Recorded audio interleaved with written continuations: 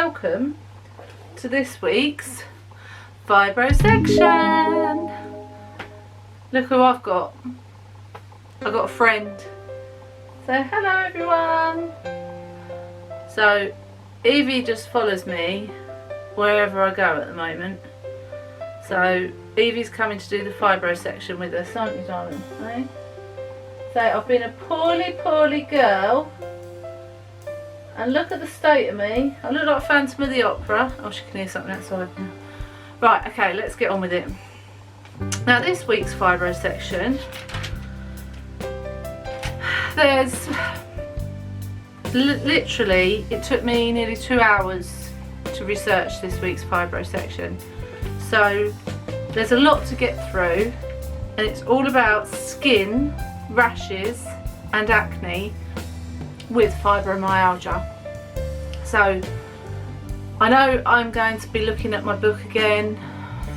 I always try and think of the best place to hold it. That's going to hurt my arm, to hold my arm out like that. Do you know what I need? I need an auto cue. You know, like they have on the cameras on the telly, where it just goes across and they read the screen. That's what I need on here. I wonder if I can get auto cue on my phone, because I've got a space on my ring light for the phone, and then I could just get it to. The trouble is, I do stop and start, don't I? So that might not work unless it is voice controlled.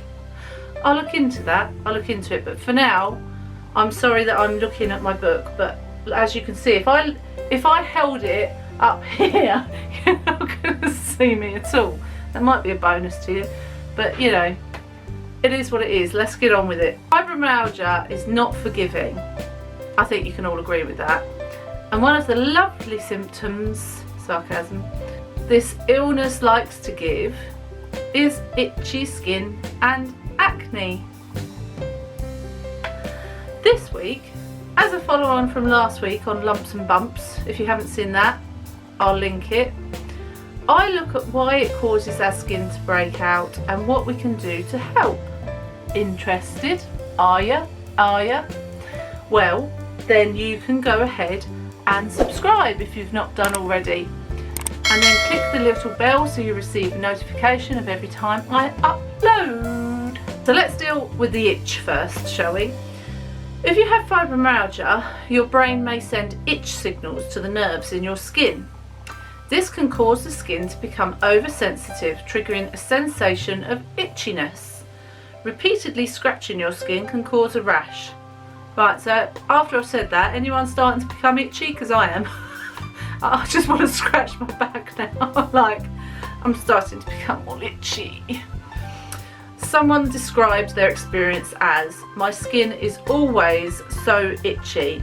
I get red rashes like heat rash, with lots of little red bumps, and my skin feels sore and painful to touch. And don't forget, the painful to touch your skin part is something called allodynia, and I have made a vlog on that, so I will link that for you as well. I'm good like that. Around 50% of fibro patients suffer with skin problems. So about half. I thought it would be higher, but higher, lower. Okay, I'll just get on with it. Patients report tingling, numbness, crawling sensations and a sunburn feeling. Itching without a visible rash may be a sign of dysfunctional pressure plate receptors called Merkel's discs, creating a sensation called sensory itch. Try and say that sentence after you've had a few. Merkel's discs translates the tactile messages received by the skin to the brain. Evie's looking. When they don't know what message to send, they have a default mechanism. Unfamiliar sensations are translated as itch. Cold helps to numb the itch because it numbs the pressure plate receptors. Dryness makes it worse because it creates an enhanced pressure reception by the discs. It's all very scientific here. Is your skin driving you mad? You can spend a lot of time and money on a magical skin lotion that will soothe your skin. The most important thing is to treat your skin gently and use skin products with only a few ingredients, as there is less chance they will contain something that will irritate your skin. For very dry, flaky skin, use a cream with lactic acid, easy for me to say, no, or urea.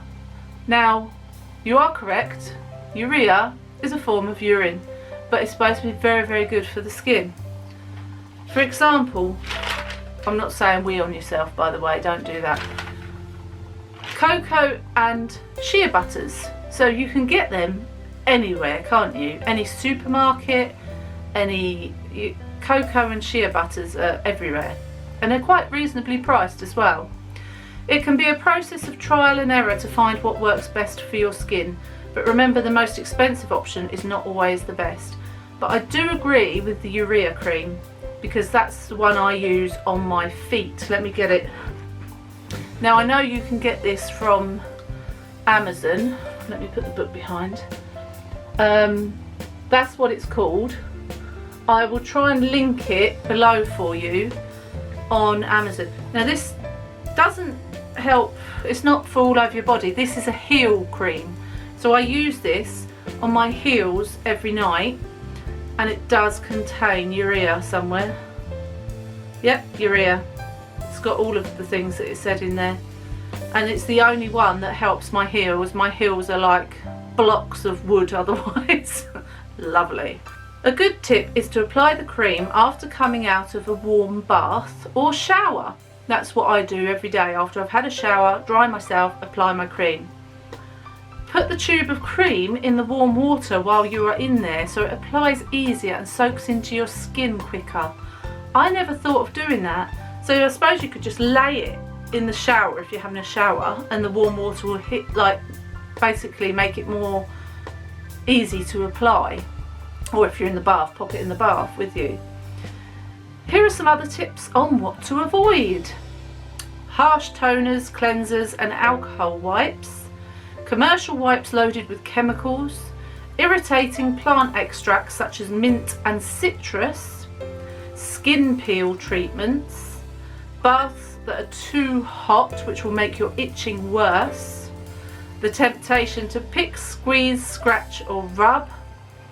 Nylon stockings or tights, tight bras, tight clothing, especially in warm weather, synthetic fabrics and wool. I don't know about you, but wool makes me itch so bad. Prescription medications with side effects. Ask your pharmacist or doctor before you stop any of them. Don't just stop all your prescription medications. Check with your doctor or pharmacist first. Any medical advice given at beauty counters, because they are trained in beauty mainly. Some might be trained in pharmaceuticals, but most are trained for the beauty counters. So if you want help, you go and see the pharmacist.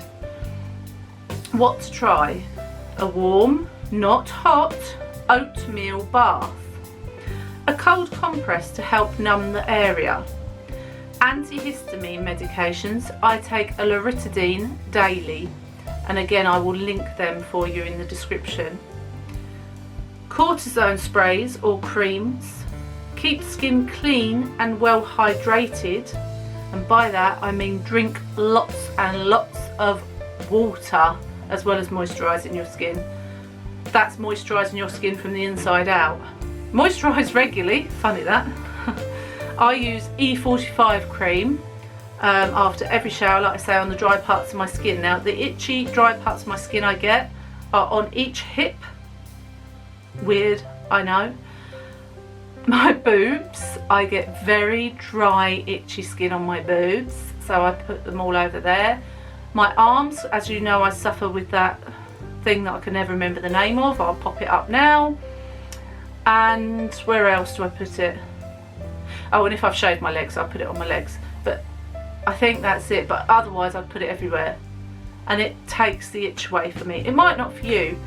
That's why you've got to really speak to pharmacist or GP about which is the best cream to use for you. And it might be trial and error. Clean your skin gently. Don't scrub it. Don't just be gentle with it. I use a shower scrunchie. and I just gently put that over. So it's like a gentle exfoliator, but it's not really harsh on the skin. Fragrance-free baby products.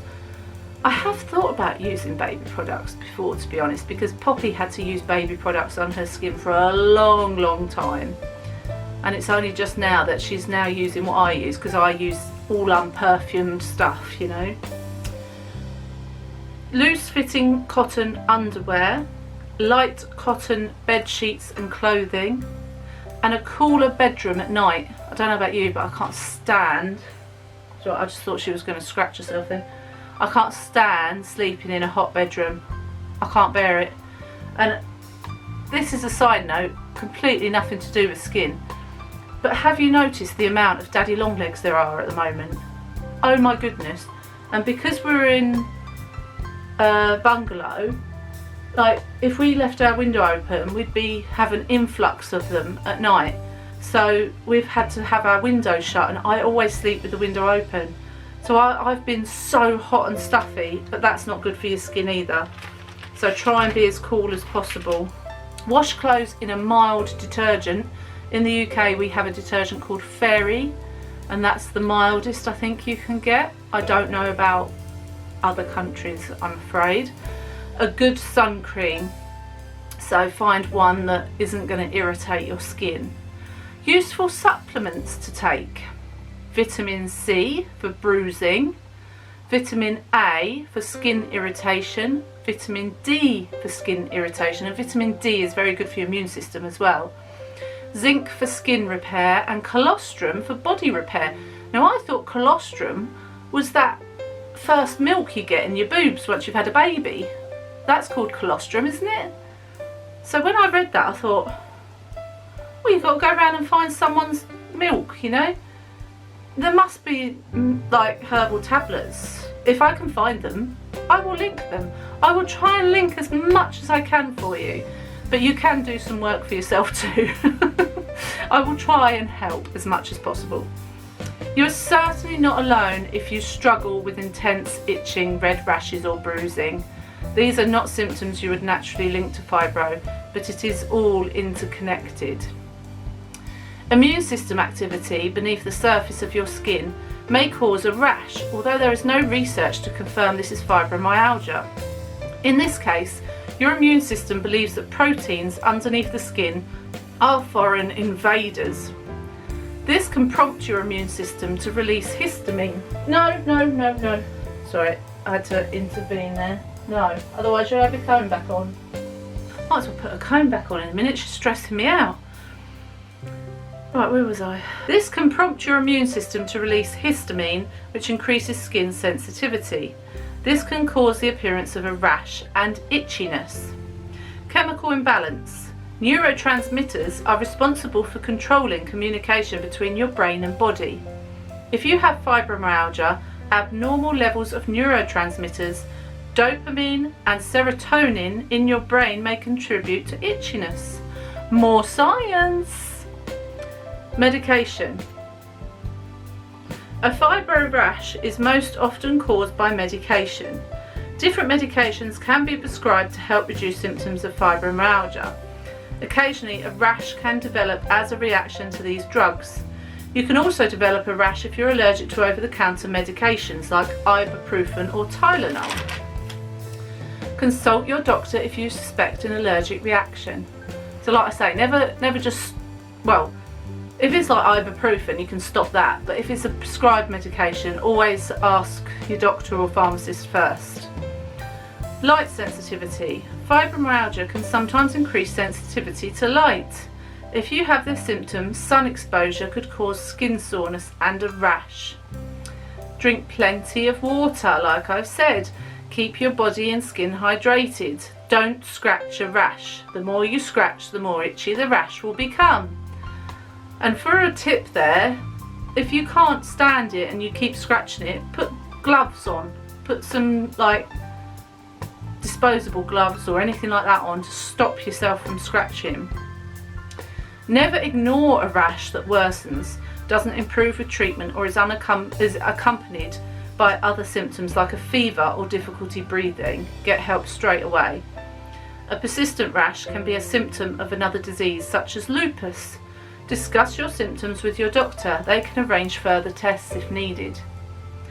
Right, let's go. That's all the itchiness done now. Let's all have a nice scratch that we're not allowed. Let's go on to acne. This is another lovely symptom. Sarcasm again. I do not want to have. I have always suffered with oily skin on my face, but this has got worse, as have the breakouts on my face, back and chest areas. Acne is a widespread inflammatory disease of the skin. Acne occurs in about 80% of teenagers and 25% of adults. Many factors such as stress, genetic predisposition, easier said, bacterial infections, hormonal disorders, cosmetics, sun exposure, smoking and diet can all cause acne. Fibro symptoms such as fatigue, sleep disorders and anxiety have been addressed in patients with acne. The skin of fibro patients has several differences when compared to that of healthy controls. Fibro patients have increased mast cell counts and inflammatory in the skin. Never knew that, did you? Stress-related factors may be possible connections between fibro and acne because stress might affect the severity of symptoms. Stress has been shown to modulate adhesion molecules. I can't talk. Blah, blah, blah, blah, blah. Which are involved in destroying infectious organisms and removing toxic substances and debris from the body. I wrote this and I can't say it. Many women experience a worsening of acne during their menstrual cycle. I wouldn't know now because I've had a hysterectomy, but probably did when I did have my periods. It was a long time ago. Fibro tends to make acne worse if the symptoms heighten or if you are having a flare-up. The causes of acne varies from person to person. Makeup can block your pores, especially oily makeup, and contribute to acne, so always wash it off before going to bed. Oral antibiotics may stop the growth of bacteria which are prescribed for 6 months. I never knew that either. That's a long time to have antibiotics, isn't it? And if you are if you are prescribed antibiotics for 6 months, please take a probiotic for your poor stomachs. Topical retinoids are a derivative.